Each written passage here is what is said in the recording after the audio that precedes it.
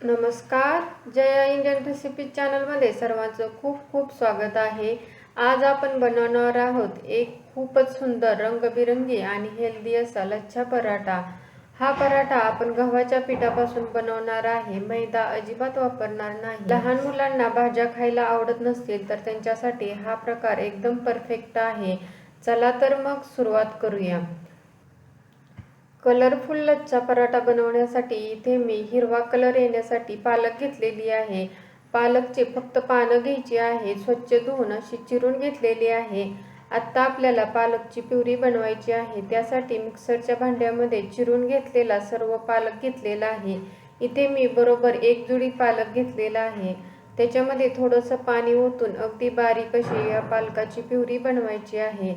आता ही पालकाची प्युरी साईडला ठेवून गुलाबी कलर येण्यासाठी इथे मी अर्ध बीट चिरून घेतलेला आहे. आता आपण बीटची ही प्युरी बनवून घेऊया. मिक्सरच्या भांड्यामध्ये चिरलेलं बीट आणि थोडंसं पाणी घालून अगदी लहान अशी स्मूथ बीटची प्युरी बनवून घेतलेली आहे. अगदी छान असा कलर आलेला आहे. कोणताही केमिकल कलर न वापरता अगदी हेल्दी असा आपण लच्छा पराठा बनवणार आहे.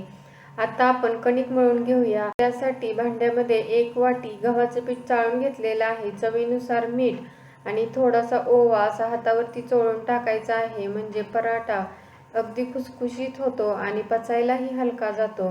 त्याच्यामध्ये आपण पाण्याने कणिक मळतो, पण इथे मी पाण्याच्या ऐवजी जी आपण बीटची प्युरी बनवलेली आहे ना ती वापरणार आहे.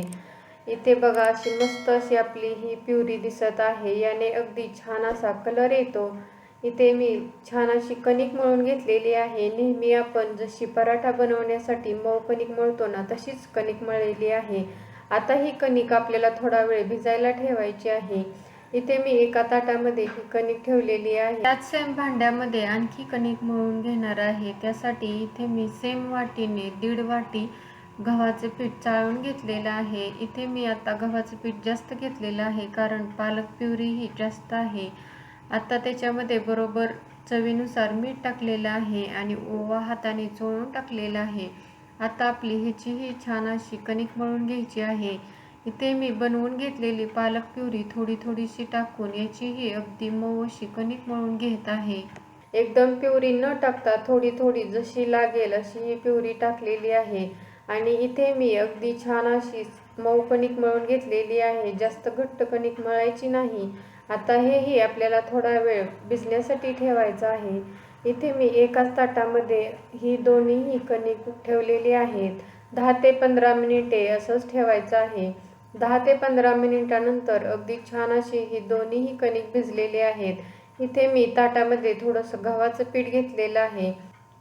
आता इथे मी सुरुवातीला काय करत आहे, गुलाबी कलरची जी कणिक मळलेली आहे त्याच्यामधून थोडासा असा गोळा काढून घेत आहे आणि हाताला थोडंसं पीठ लावलेलं आहे जेणेकरून असं हाताला कणिक चिकटणार नाही.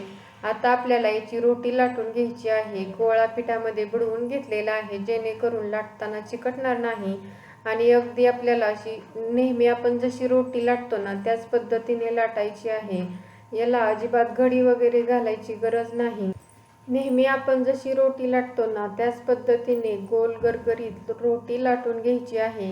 आणि ही रोटी आपण ज्यावेळेस लाटतो ना त्यावेळेस अगदी पातळ, जेवढी पातळ लाटता येईल ना तेवढी लाटायची आहे. इथे बघा अगदी मस्त अशी आपली ही कलरफुल रोटी दिसत आहे. आता ही रोटी लाटून झाली की आपल्याला ही रोटी एका ताटामध्ये काढून घ्यायची आहे. आता जी आपण पालक प्युरीपासून जी कणिक मळून घेतलेली होती त्याच्यामधूनही एक गोळा काढून घेतलेला आहे. त्याचीही आपल्याला छान अशी पातळच रोटी लाटून घ्यायची आहे. इथे लक्षात ठेवायचं आहे की रोटी जास्त जाड ठेवायची नाही. इथे मी अशी रोटी लाटून घेतली की आता आपल्याला छान असं पदर येण्यासाठी किंवा लच्छा येण्यासाठी इथे आपल्याला एक स्टेप महत्त्वाची करायची आहे. ती म्हणजे ही रोटी लाटून झाली की याच्यावरती थोडंसं असं तेल किंवा तूप लावायचं आहे. इथे मी तूप लावून घेत आहे. तुम्ही तुमच्या आवडीप्रमाणे काहीही लावू शकता. ही स्टेप करणं खूप जास्त महत्त्वाचं आहे. ही स्टेप केली तरच आपल्या पराठ्याला छान असे लच्छे येतात किंवा पदर येतात. आता तूप लावलं की याच्यावरून थोडंसं असं पीठ भुरभुरायचं आहे. अगदी छान असं आपलं या पराठ्याला लच्छे येतात. याच्यावरून आपण जी बीटची रोटी लाटून घेतलेली आहे ना, ती अशी ठेवायची आहे आणि अशा पद्धतीने आपल्याला कट करून घ्यायची आहे. आता हे कट करताना जास्तही जाड ठेवायचं नाही. जसं आपण शंकरपाळीसाठी जसं लहान आकारामध्ये कट करतो त्याच पद्धतीने हे असं कट करून घेतलेलं आहे.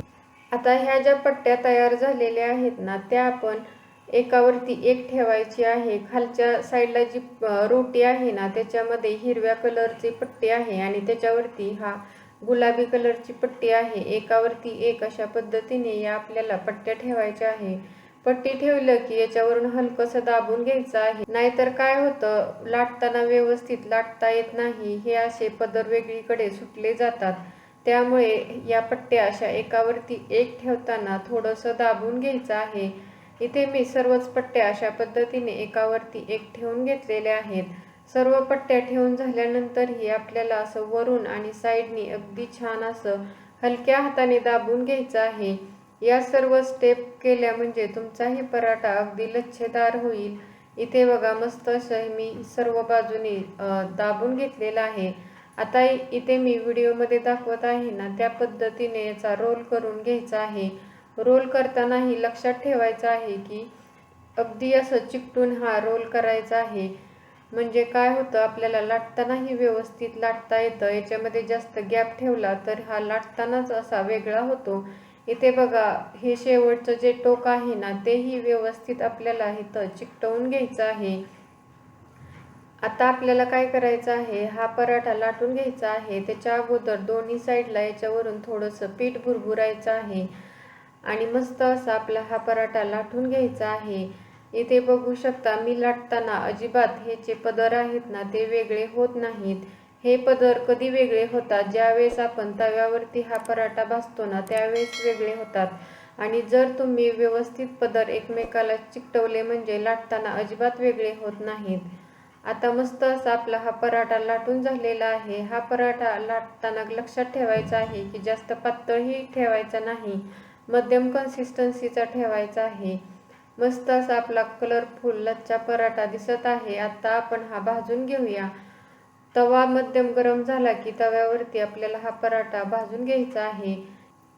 एक बाजू उलटून घेतली की एका साईडने आपल्याला याच्यावरती तेल किंवा तूप लावायचं आहे किंवा बटरही लावू शकता. इथे मी या पराठ्याला तूप लावून घेत आहे. तूप लावलं म्हणजे पराठा हा हेल्दीही होतो आणि खुसखुशीत होतो. आता दोन्ही साईडने मी अशाच पद्धतीने याला तूप लावून घेत आहे आणि छान असा दोन्ही साईडने व्यवस्थित भाजून घेत आहे. जसजसा हा लच्छा पराठा भाजला जातो तसतसं याचे पदर किंवा लच्छेही व्यवस्थित निघतात. इथे बघू शकता हा पराठा अगदी छान असा दिसत आहे, अगदी कलरफुलही दिसत आहे. जसजसा हा पराठा भाजला जातोय तसतसं याचे लच्छेही अगदी छान निघालेले आहेत. सर्वच लच्छा पराठा मी अशा पद्धतीने बनवून घेतलेले आहेत आणि इथे बघू शकता मस्त असा आपला हा हेल्दी कलरफुल लच्छा पराठा तयार झालेला आहे. तुम्ही एकदा अशा पद्धतीने नक्की हा कलरफुल हेल्दी लच्छा पराठा बनवून पहा. हा लच्छा पराठा आपण कोणत्याही ग्रेव्ही बरोबर, पनीरच्या भाजी बरोबर, दही, लोणचे बरोबर खाऊ शकतो. तुम्हाला ही रेसिपी आवडली तर नक्की लाईक करा, शेअर करा. चॅनलवरती नवीन असाल तर प्लीज चॅनलला सबस्क्राईब करा.